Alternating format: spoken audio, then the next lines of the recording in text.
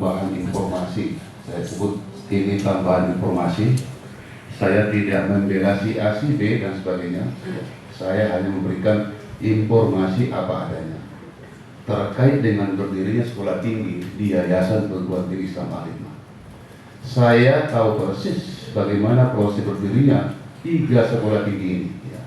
Mulai dari Sekolah Tinggi Agama Islam Al-Hikmah Medan, Sekolah Tinggi Ilmu Tarbiyah Al-Hikmah Tebing Tinggi, Sekolah Tinggi Agama Islam Al-Hikmah Tanjung Balai. Mulai dari proses persiapannya, proses pengajuan berkasnya sampai izin keluar, saya pelakunya. Ya, maka tadi disebut Pak Diki 20 tahun lebih saya di Al-Hikmah. Jadi mohon maaf kalau rekan-rekan ini semuanya barangkali masih adik-adikan saya, ya. Apalagi Pak Andi saya tidak kenal sama sekali di Al-Hikmah, ya. Jadi kalau mau bicara tentang Al-Hikmah, yang pertama Medan itu izin Pak ya, saya mulai supaya karena terkait ini ya. Karena terkait Medan itu berawal dari Sekolah Tinggi Ilmu Dakwah, lalu berubah bentuk karena ada tambahan jurusan baru waktu itu. Yang pertama jurusan penerangan dan penyiaran Islam, komunikasi dan penyiaran Islam, KPI dulu namanya, dakwah. Yang kedua pendidikan agama Islam, PAI. Maka dia berubah dari STIP menjadi STAI, ya, itu pada tahun 1996. Itu SK-nya keluar. Waktu itu ketuanya adalah almarhum Harun Manan. Yang mengurus itu saya ikut, ya, melempar berkas semuanya proses pengajuan itu, sehingga berubah bentuk menjadi Sekolah Tinggi Agama Islam Al-Hikmah Medan. Apa badan hukum yang dipakai? Tentu badan hukumnya adalah badan hukum Akte Yayasan 1983. Jadi waktu itu belum ada hukumnya, belum ada, ya. Dipakai itu saja kemarin, ditambah dengan rekomendasi dari Poperkais waktu itu. 2 itu saja kemarin yang dipakai, ditambah dengan melengkapi dosen, proposal waktu itu dulu lagi pakai boran, lalu kita ajukan, maka keluarlah perubahan nama itu menjadi STAI Al-Hikmah. Tahun 83 bunyinya apa? Apanya? Ya, aktenya. Akte pendirian. Akte pendirian 83 ada Pak sini, saya nggak ingat bunyinya gimana. Ya. Itu saja. Ya. Sampai Yayasan Perguruan Tinggi Islam Al-Hikmah. sampai situ ya. Ya. 2007 baru perubahan itu. Ya. Oke. Lalu tebing tinggi, ya. Tebing tinggi itu berawal dari kelas tutorial. Ya. Tutorial. Dulu dibenarkan itu sekolah tinggi itu membuka kelas tutorial, ya, di provinsi, di kabupaten sebelah misalnya, ya. Itu boleh dulu, ya. Maka tutorial itu berlangsung sekitar 2 atau 3 tahun, ya. Waktu itu kampusnya di Jalan Rao, yaitu di Yayasan RIS Raudatul Islamiyah, yang dikelola oleh almarhum Salman Rasidi.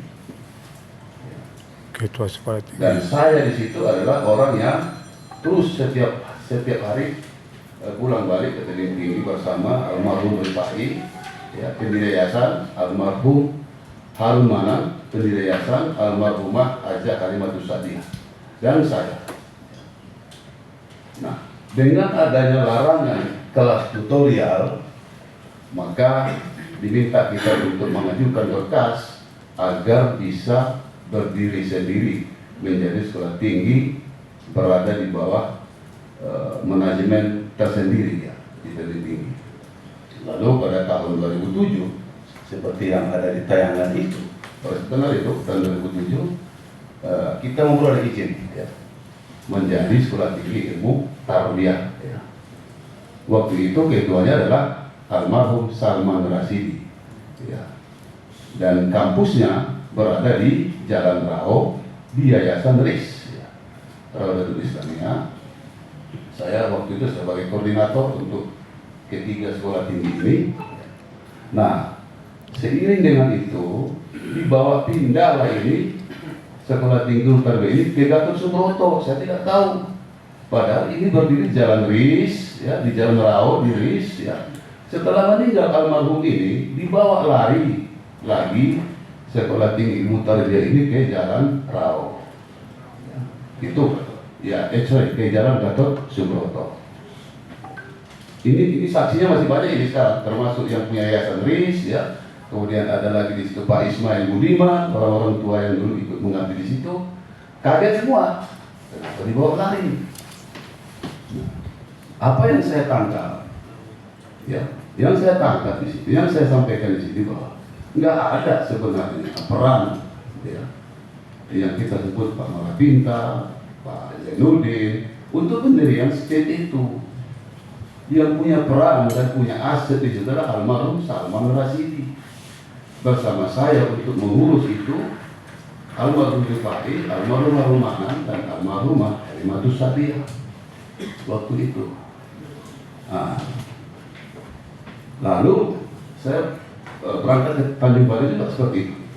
Tanjung Balai ini juga diawali dari tutorial. Ya. Nggak langsung dia TA5 Tanjung Balai, tidak. Berawal dari tutorial. Juga kita yang memproses ini sehingga bisa berdiri di sekolah tinggi, ya itu sampai berapa jam dari Medan kita terus itu turun ke sana untuk mengapa itu mempersiapkan itu. Lalu berdirilah itu menjadi Tari Atikma Tanjung Balai. Yang keduanya adalah almarhumah Haja Ardiati, ibunda dari Pak Asri. Ini yang merintis. Ibunda dari almarhumah Haja Ardiati. Itu keduanya. Dan dia yang menyiapkan, almarhum menyiapkan gedungnya semuanya di situ. Di Jalan Sudirman. Iya, Sudirman. Jalan Sudirman. Ya. Jadi saya tahu persis semuanya, ya prosedur ini. Sampai situ dulu Pak. Ya. Kalau yang 83 kan masing-masing seperti sepakat masih sama ya. 83 masih sama. 83. Setelah 83 ada perubahan tahun berapa Pak? Begini Pak, begini Pak. Ya. Yang mendirikan Alimah ini tidak ikut Malapinta dan Zainuddin itu dulu. Ya. Tidak ada nama mereka di tahun 83. Tahun 83. Iya. Sama ya? 83 ya Pak? Karena perubahan itu kan di tahun 93 dan 94. Tunggu dulu Pak Andi. Tidak ada nama Pak Malapinta dan Pak Zainuddin di akte pendirian Alimah ini. Ya. 83. 83. Oke. Kapan masuk? Masuk pada tahun 1993. Rapatlah yayasan ini pendiri ini untuk mengangkat Pak Malapinta dan Pak Zainuddin sebagai ketua yayasan. Ketua pengurus. Ya, ketua BPH. Dulu belum ada ketua yayasan namanya dulu. Itu kan versi sekarang. Ya. Dulu itu sama semuanya. Ya. Yang ada di yayasan itu pendirian ketua, sekretaris dan bendahara. Itu. Pada tahun 95 keluarlah akte perubahan yang memasukkan Pak Malapinta dan Pak Zainuddin sebagai ketua dan sekretaris yayasan. 95 93 Pak. 93 rapat. Ya, rapat ya. Rapat. Belum dibuat akte perubahan. Akte perubahan itu dibuat pada tahun 1995. 95. Iya. Sama ya? Ya. Dimasukkan oleh mereka. Ya. Nah lalu di dalam proses perjalanan pendiri yayasan ini mungkin melihat tidak ada kemajuan Alimah. Artinya apa? Tidak punya gedung, pindah-pindah, kemudian tingkat kesejahteraan para guru dan dosen dan para pegawai tidak diperhatikan, jumlah mahasiswa juga tidak begitu signifikan. Maka pendiri yayasan mengadakan rapat pada tahun 2007, dokumen lengkap di sini. Ya, dokumen lengkap di sini. Pada tahun 2007, pendiri yang tadinya mengangkat Pak Malapinta dan Pak Zainuddin sebagai mengganti mereka. Tahun 2007. Ya, tahun 2007. Digantilah mereka sebagai ketua dan sekretaris yayasan oleh pendiri yang mengangkat tadi. Namanya masih sama, Al-Hikmah sampai situ.